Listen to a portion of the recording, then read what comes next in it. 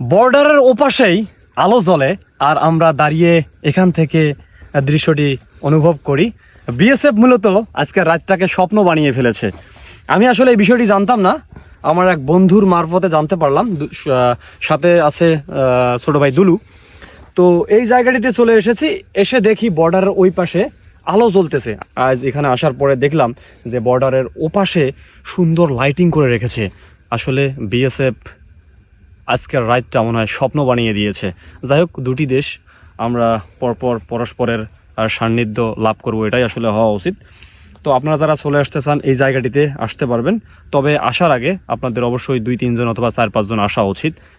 এই জায়গাটি নিস্তব্ধ একটি জায়গা। আর এখানে মাঝে মাঝে অনেক ছেলেপেলে আসে আমাদের এলাকা থেকে, ওরা আসলে দলবদ্ধভাবে আসে। আপনারাও চাইলে আসতে পারবেন, আসলে রাতটা আপনাদের ভালো উপভোগ করতে পারবেন। আপনারা ওপাশে দেখতে পাচ্ছেন যে সুন্দর লাইটিং করে রেখেছে তারা।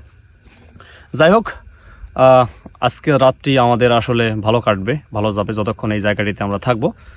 ভালো থাকবেন সবাই, দোয়া করবেন আমার জন্য।